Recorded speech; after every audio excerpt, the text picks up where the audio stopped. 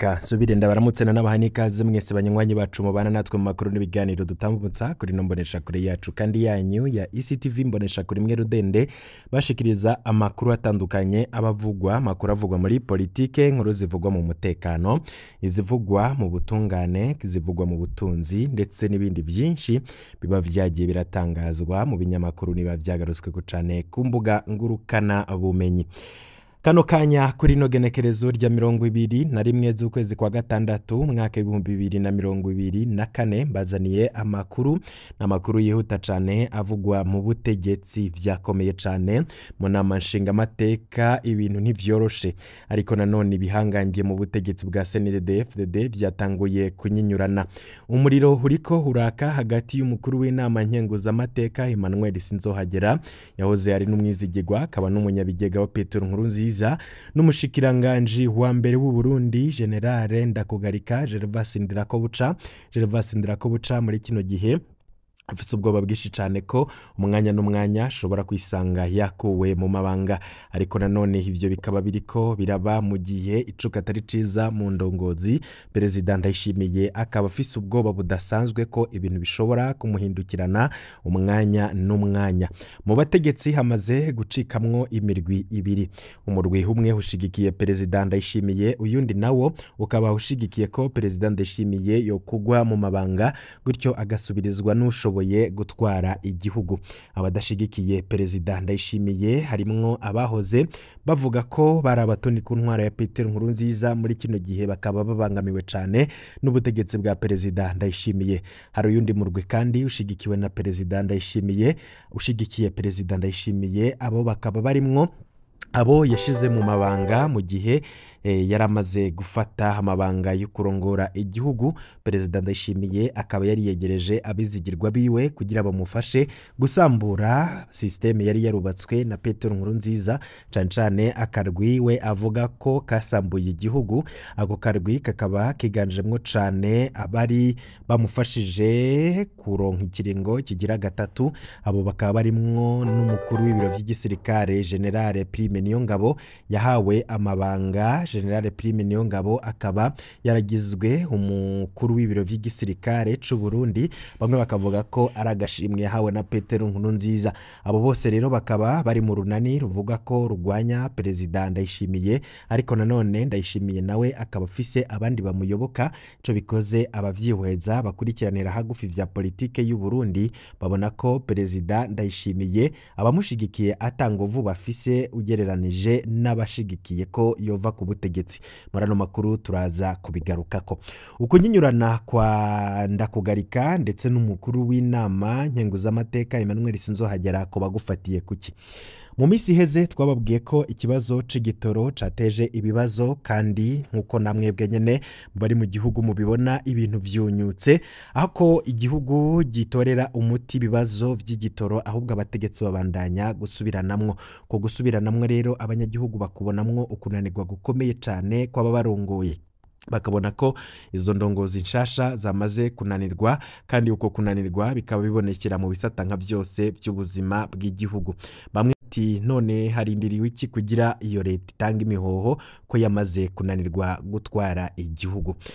Ndakugarika Gervas n'umwe mu bashikiranganje bafashe ingingo zidasanzwe mu gihe yari umushikiranganje w'intwaro hagati iterambere rusangi n'umutekano. Tubibutse tumwe mu burorero bw'ingingo Gervas Ndirakobuca yagiye arafata zigahungabanya igihugu ndetse n'abanyagihugu, bamwe bakanavuga ko ari inkwezi y'ibibazo by'ubutunzi biri mu gihugu. Ingingo Gervas Ndakugarika yafashe hakaba harimwo nk'ingingo y'ukubuza amakinga ndetse n'amamoto gukorera mu gisagara ca Bujumbura. Ibi vyarateje ikibazo gikomeye cane aho muri kino gihe igitoro cabaye umuzi w'ibuye. Ivyo vyuma vyo kwifashishwa mu kunguruza abantu kuko bitanywa igitoro cishi ariko nanone Gervas Ndirakobuca iyo ngingo yavuye muri ayo mabanga yo kuba umushikiranganje w'intwari yo hagati aja mu bushikiranganje bwa mbere. Iyo ngingo yari yarayifuse. Yarafashe ingingo kandi yo kubomora amazu y'abanyagihugu avuga ko begereye amabarabara. Ivyo vyaratumye ibibazo vyaduka mu gihugu, ndetse bamwe mu banyagihugu babona ko uyo mushikiranganje ndetse na leta arongoye ataciza babipfuriza. Ariko nanone hampande yuko hariko haravugwa ivyo bibazo byose Ndakugarika yoba yarateje, bamwe mu bari mu karwi kwavugwa ko kayoboka abiyita ko bari mw'iragi rya Petero Nkurunziza, hakaba harimwo n'umukuru w'inama nshenguzamateka Emmanuel Sinzohagera, we gose aravuga ko Ndakugarika yamenje. Ingorane z'ibitoro mu Burundi zirabandanya gutera impari zikomeye mu Burundi. Leta yarumiwe imbere y'ubukene bw'ibitoro, aho bamwe mu ndongozi zavuye mu gacerere zikavuga ko hari ibitagenda neza. Ariko nanone umukuru w'inama nshingamateka we avuga ko abavuga ku bibazo bihanze igihugu hategerezwa guhabwa igihano c'urupfu. Ivyo navyo turaza kubigaruka ko. Tubanze tugaruke ku vyavuzwe n'umukuru w'inama nkenguzamateka y'u Burundi Emmanuel Sinzohagera.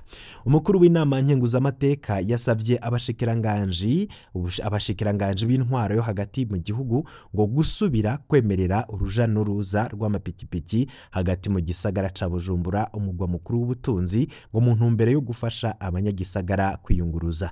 Emmanuel Sinzohagera akaba babazwa nuko leta itakigira ico yishikirije ku ngorane z'igitoro gisa niyumiwe. Leta ngekaba isa niyumiwe atanyishu ifise ku bibazo bihanze abanyagihugu. Twababwiye ko Emmanuel Sinzohagera gose aterekwa intwaro ya Perezida Ndayishimiye, kubera ko we ashigikiye intwaro y'uwo Ndayishimiye yasubiriye Petero Nkurunziza, aho avuga ko no ku ntwaro ya Petero Nkurunziza mu gihe igihugu c'u Burundi cari cafatiwe ibihano kitigeze kigisha mu magogwa nkayo. Emmanuel Sinzohagera akaba yari na Somambike, akaba n'umunyabigega wa Petero Nkurunziza, akunda kuboneka avuguruza kandi agwanya gose ibikorwa na leta ya Perezida Ndayishimiye. Ubuhoho ntiyariye umunwa ku kibazo c'igitoro ndetse no kwifatira mu gahanga uwahora ari umushikiranganje w'intwaro yo hagati, iterambere rusangi n'umutekano mu gihugu. Ubu akaba ari umushikiranganje wa mbere wa leta y'u Burundi yasubiriye igihangange Generale Bunyoni. Uyu nawe akaba yitwa Generale Gervas Ndirakobuca alias Ndakugarika. Umushikiranganje ajejwe gutwara abantu n'ibintu akaba yari yatumwe ko kuri uwa mbere mu nama nkenguzamateka y'u Burundi. Umukuru w'inama nkenguzamateka ntiyanyegeje umubabaro wiwe kubijanye n'ubukene bw'ibitoro bibuguma bwisubiriza, kandi bakaba babona ko ubutegetsi buriho ataco buriko burakora. Bakaba rero ngo ivyo bibazo bikaba bigomba bikwize amezi 42, no kuvuga ikiringo c'imyaka 2, n'ingorane zikaba ziyongera ku bibazo bikomeye cane biri mu gihugu. Haheze igihe kitari gito ubutegetsi bwarananiwe gutorera inyinshi ibibazo bihanze abarundi.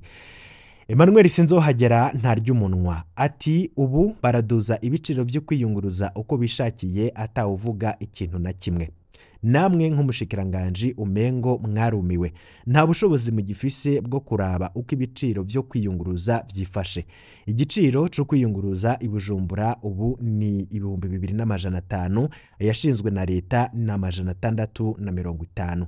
Abadereva bagashikana abantu aho bashatse batubahirije ibituro.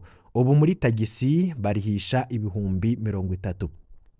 Nk'umushikiranganje ajejwe kubahiriza ibiciro vyo kwiyunguruza, ntimubona inzira nimwe yotuma tubivamwo, canke mugomba ko bidusabira canke mu bigomba ko bidasubira kuvugwako. Ndazi ko muza kunyishura ko iki kibazo gihagaze ku bukene bw'ibitoro. Nta muti numwe wotuma abanyagihugu bahema. Niko Emmanuel Sinzohagera yabajije, akabivuga biboneka ko gose ashavuye cane kandi yihebuye ku buryo amungane atayaheza, kubera agahinda ndetse n'ishavu aterwa no kubona leta yananiwe gutorera inyinshi ibibazo bihanze abarundi. Sinzohagera asaba ko hoba gusubira kwemerera amapikipiki hagati mu gisagara ca Bujumbura, aho abanyagihugu bahisemwo kugenda n'amaguru kubera kubura amamodokari yo kwiyunguruza bitumwe n'ubukene bw'ibitoro. Bikaba vyaranashitse n'umukuru w'inama nshingamateka y'Uburundi Daniel Gerase Ndabirabe imodoka yiwe imuzimira ko mw'ibarabara ku murango izuba riva abanyagihugu bakaza kurorera ibishikiye umushikiranganje umukuru w'inama nshingamateka bagasanga ibitoro nyene nawe ubwiwe vyamuheranye uko rero ibitoro vyamuheranye niko yagiye kunywesha ca gitoro ca magendo igitoro ca magendo Daniel Gerase Ndabirabe akaba yarakinwesheje ariko nanone bikaboneka ko uko kunwesha igitoro vyateye isoni abakurikiranira hagufi ibibazo by'Uburundi mbere bamwe bakaba babona ko n'abategetsi ubwabo vyabuze kubera ko ibintu bitoroshe aho n'abategetsi imiduga ibazimira ko kubera ko babuze igitoro ico bikoze uwo Daniel Gerase Ndabirawe niwe yisabiye ko abafise uruhara mu kubura igitoro canke se mu kugura igitoro mu kinywabi ngo bokwicwa turaza kubigaruka ko mu makuru yacu turabe ndetse n'ivyo Daniel Gerase Ndabirabe yavuze ariko nawe nyene muri abo bo kwicwa nawe akaba yojamwo kuko yabonetse ariko aragura igitoro mu kinywabi n'igitoro co mu mabido turaza kubigaruka ko tubandanye n'ivya Emmanuel Sinzohagera yakariye cane abategetsi avuga ko bananiwe gutorera umuti bibazo bihanze abarundi Sinzohagera asaba ko hobaho gusubira kwemerera amapikipiki hagati mu gisagara ca Bujumbura aho abanyagihugu bahise kugenda n'amaguru kubera kubura amamodokari yo kwiyunguruza bitumwe n'ubukene bw'ibitoro ndakwibutsa ko ino ngingo yahagaritswe na ndakugarika ituvuga ko amapikipiki ndetse n'amakinga adasubira guhonyoza mu gisagara ca Bujumbura muri kino gihe akaba yategerezwa kuba ariko arafasha abantu kubera ko nk'amakinga adakenera igitoro abanyagihugu hako baja mu kazi bakoze ibirometero vyinshi n'amaguru bakwifashisha ayo makinga maze akabunguruza mu gihe leta itaratorera inyishu ibibazo by'igitoro uwo Emmanuel Sinzohagera yavuze ati genda muvugane n'abashikiranganje bagenzi banyu uwujejwe intwaro yo hagati mu gihugu kugira ngo murondere ubundi buryo mwemerere amapikipiki kunguruza abantu mutabikoze kandi ari mwebwe mujejwe ibibazo byo kunguruza abantu hategerezwa kuboneka uburyo abantu bakoresha mu kwiyunguruza ubuheruka narababaye numvise ko abanyeshure bacererwa ibibazo kubera ubukene bw'imodokari zo kwiyunguruza iyo muba mwavuganye n'umushikiranganje ajejwe intwaro yo hagati mu gihugu mwari kuraba ukuntu abanyeshure bunguruzwa n'amapikipiki mukanatora umuti w'ukuntu abantu boshika kubuzi ariko nk'ubushikiranganje womengo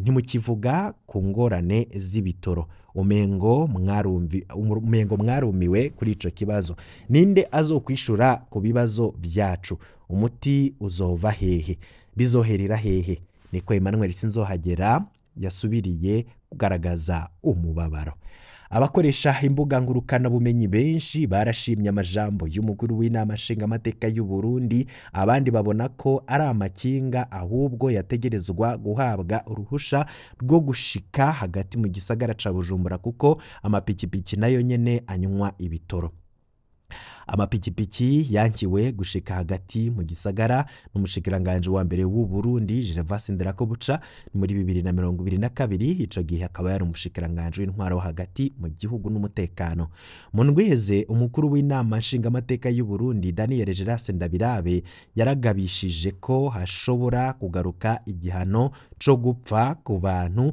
bahungabanya ubutunzi bw'igihugu akagiriza bamwe mu bashingamateka n'abadandaza kugurisha ibitoro mu gihugu c'u Rwanda gutyo bigakena mu Burundi abaharanira agateka kazina muntu n'akubutunzi ntibahengeshanya gusaba umukuru w'igihugu abamwegereye badasiba kuvuga ko habaye impinduka nziza mu bisata bitandukanye mu buzima bw'igihugu mu myaka 4 amaze ku butegetsi gutuma ko inama rukokoma mpuzamakungu mu ntumbero yo gutorera umuti urama kuri ico kibazo ariko bikaba ivy'ubusa abategetsi bakamera nkaho umengo ntibazi ibiriko biraba mu gihugu amakete twamwandikiye nta nyishu yaronse, niko Gabriel Rufyiri arongoye Oricome agaragaza umubabaro.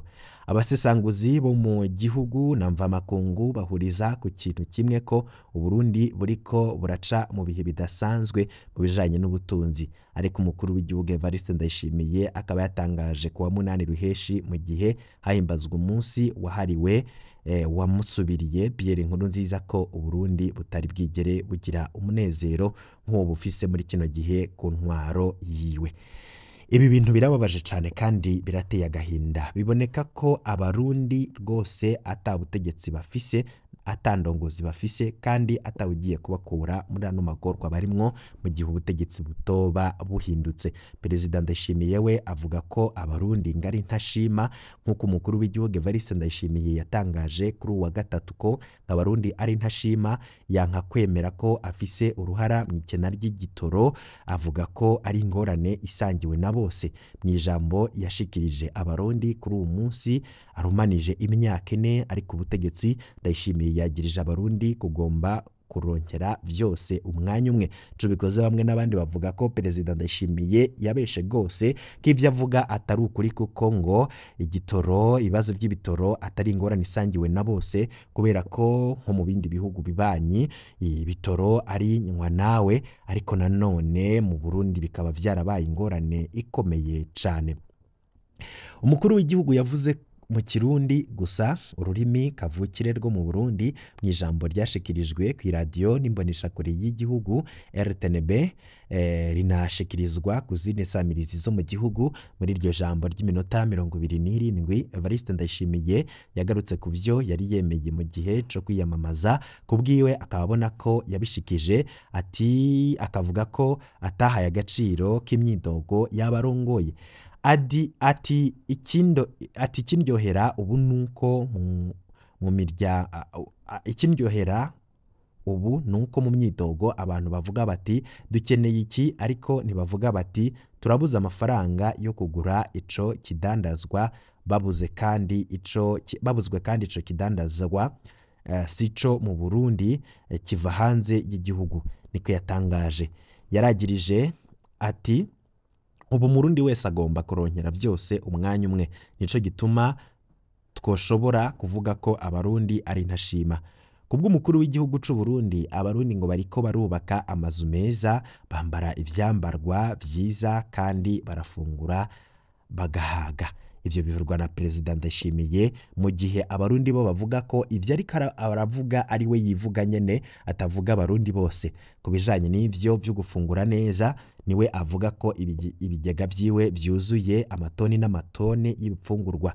Muri ivyo vyo kwambara neza, ni umukenyezi wiwe yambara imyenda izimvye cane kandi yakorewe mu mahinguriro akomeye cane kw'isi ahingura impuzu, gutyo rero akambara amamiliyoni n'amamiliyoni ku munsi, nayo abanyagihugu banyarucari bo ntibazi ivyo vyo kwambara perezida ari kuvuga. Bati ariko aravuga wiwe nyene n'umuryango wiwe, nayo abarundi bo turikorewe. Perezida Ndayishimiye yavuze ati abujuje amafaranga mu mifuko yabo nibo bagomba kubaho nk'abaganwa mu kugomba kwiyunguruza hakoreshejwe uburyo busaba ibitoro vyinshi. Bagomba kunywa inzoga ziva mu mahinguriro no gufungura ibivuye hanze y'igihugu kugira ngo berekane ko bateye imbere. Niko umukuru w'igihugu Neva yasuzuguye abo arongoye. Guhunga ico ajejwe nico bamwe n'abandi babona ko Perezida Ndayishimiye yananiwe gutorera inyishu ibibazo biri mu Burundi. Kubwo umukuru w'igihugu Ndayishimiye ngo hariho abantu bakora ibishoboka vyose kugira ngo bagumure abanyagihugu, bagararize inzego. Perezida Ndayishimiye kandi ibabivuze mu gihe nibi yabivuga ku butegetsi bwa General Bunyoni, aho yavuga ko ari we yazingamitse igihugu kandi yagomba kumutembagaza mu kugumura abanyagihugu, mu kuvuga ko ivyankenerwa nka vyose vyabuze kandi abo bose bakabigiramwo uruhara kugira ivyo vyankenerwa ntibiboneka. Ico bikoze biraboneka ko mu butegetsi harimwo agahaze kandi ibintu bishobora kunyuka umwanya n'umwanya. Perezida Ndayishimiye avuga ko hariho abantu bakora ibishoboka vyose kugira ngo bagumure abanyagihugu, bagararize inzego. Ati nivyo ko hari imyidogo aha na hariya, ariko iciza nuko dusangiye umubabaro. Ubwo buzima bwiza twipfuza na jewe ndabukeneye nubwo ntabushikako. Ubu rero ko dusangiye ingorane ntibadutume duta ubuntu kuko kugira ngo utahure uburemere bw'umusaraba wikoreye imbere yo kwagiriza abandi ni byiza kubanza kubona umusaraba bikoreye niko yibiye ko mu byo avuga. Ariko perezida Ndayishimiye akavuga ko uko ari ugusamaza kuko mu minsi iheze ubwiwe yaravuze ko atazi ingorane abanyagihugu barimwo kubera ko we atobimenya. Ati nobimenya gute iwanje ibigega byuzuye, ati amatoni n'amatoni y'ibipfungurwa biruzuye iwanje, ati nje ivyo muvuga sindabizi. Perezida Ndayishimiye ayo majambo ye yavuze mu gihe abarundi bababaye cane kandi bagowe, ariko none agarutse avuga ati arafatanije n'abarundi, ati urwo ni uruhendo. Yaranasubiye aravuga ati muzobona umuntu ababwira ati ni gute tuzova muri ubu bukene, mbega yahora atunze yahombejwe n'iki, umuntu ntazokwigera aronka ibimuhaza. Umukuru w'igihugu c'u Burundi abona ko yatoranye igihugu catawe mu manga n'imyaka myinshi y'intambara, iyo ikaguma rero ngo ari ingorane ikomeye mu iterambere ry'ako gahugu gatoya ko muri Afurika y'ubuseruko. Kubw'amajambo yiwe, kubwiwe abakozi ba leta yabogoje canke yirukanye ngo barahungabanya umutekano n'ubutunzi. Abo yoba ariko aravuga ni bande? None ko yabirukanye bakaba ariko barahungabanya ubutunzi, we yumva bizoherera hehe? Nk'uko yasubiriye perezida Nkurunziza yatunganye ibikorane kugira ngo yerekane buri nsinzi. Evariste Ndayishimiye agiye kuja i Nyabihanga mu ntara ya Mwaro hagati mu Burundi gushimira Imana kuwa 20 gushika kuwa 22 ruheshi 2024. Ico gikorane turaza kukigaruka ko mu makuru yacu yo hanyuma, tubabwire n'ibiriko biravugwa muri ico gikorane.